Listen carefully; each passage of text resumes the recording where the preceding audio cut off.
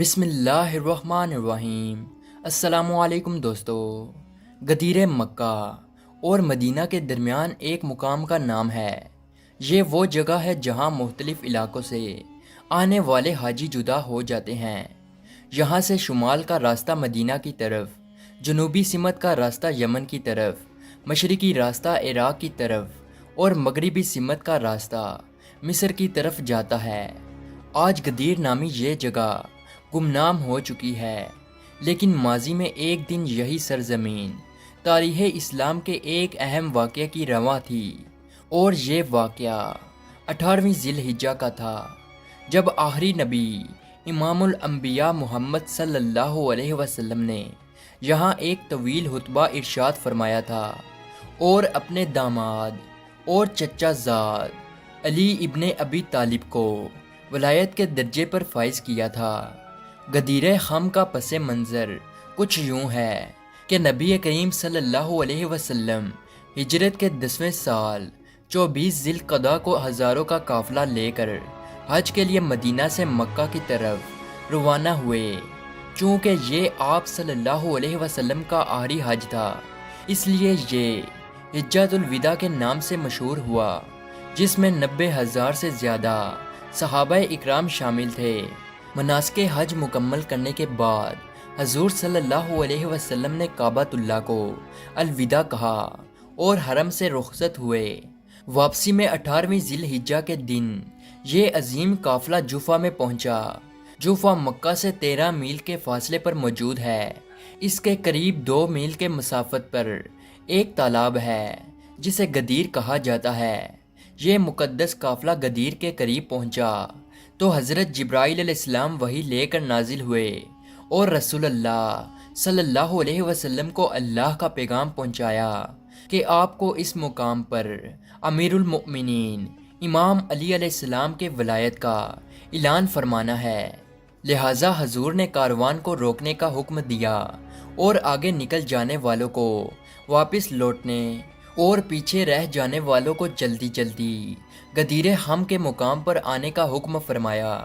یہاں آپ صلی اللہ علیہ وسلم نے نماز ظہر ادا کی اور ایک ممبر بنانے کا حکم دیا۔ پھر آپ اس ممبر پر تشریف ہوئے اور خطبہ شروع کیا۔ حمد و ثنا اللہ کی ذات سے محسوس ہے، ہم اس پر ایمان رکھتے ہیں، اسی پر توکل کرتے ہیں اور اسی سے مدد چاہتے ہیں۔ ہم برائی اور برے کاموں سے بچنے کے لیے اس کی پناہ چاہتے ہیں۔ وہ اللہ جس کے علاوہ کوئی دوسرا رہنما نہیں ہے۔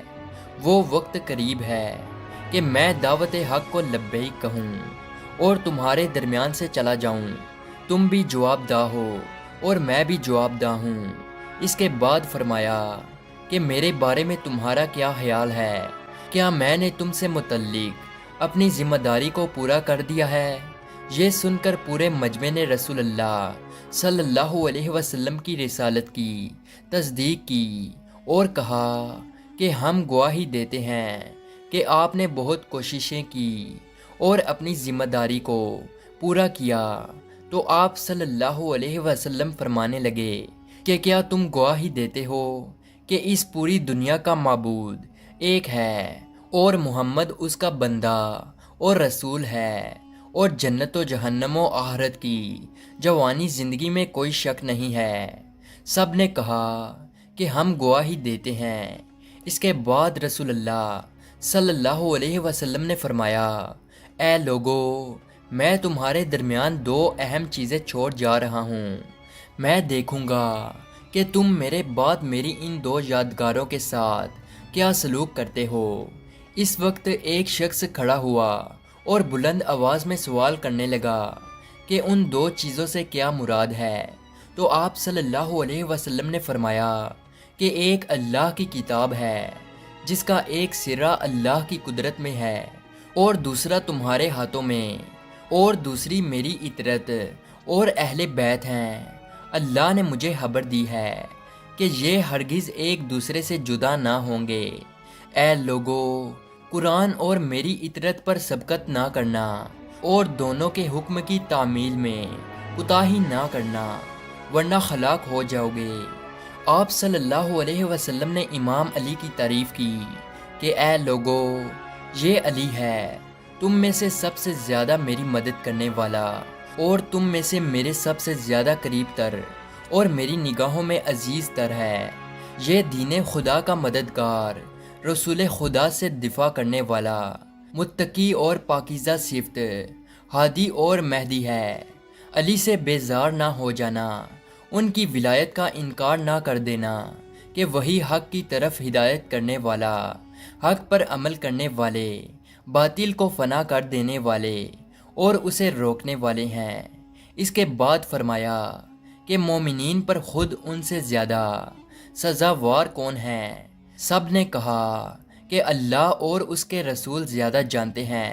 رسول اللہ صلی اللہ علیہ وسلم نے فرمایا کہ اللہ میرا مولا ہے اور میں مومنین کا مولا ہوں، اور میں ان کے نفسوں پر ان سے زیادہ حق رکھتا ہوں۔ پھر آپ صلی اللہ علیہ وسلم نے حضرت علی کا ہاتھ پکڑ کر اتنا اونچا فرمایا کہ دونوں کی بغلوں کی سفیدی نظر آنے لگی۔ رسول اللہ نے فرمایا، اے لوگو، جس کا میں مولا ہوں اس کے علی مولا ہیں، اور فرمایا، اے اللہ، اس شخص کو اپنا دوست رکھ جو علی کو دوست رکھے، اور اس کو دشمن رکھ جو علی کو دشمن رکھے۔ اس سے محبت کر جو علی سے محبت کرے، اور اس کو رسوا کر جو علی کو رسوا کرے، اور حق کو ادھر موڑ دے جدھر علی موڑیں۔ غدیر کے اس تاریخی خطبے میں آپ صلی اللہ علیہ وسلم نے امت کو یہ صاف پیغام دیا کہ حضور کے بعد اسلامی معاشرے کے رہبر اور نمونہ حضرت امام علی علیہ السلام اور آپ کے اہل بیت ہوں گے۔ امام علی اور آپ کی اولاد ہم پر ولایت اور حاکمیت رکھتے ہیں، جن کی ولایت و برکات سے ہمیں فیضیاب ہونا ہے۔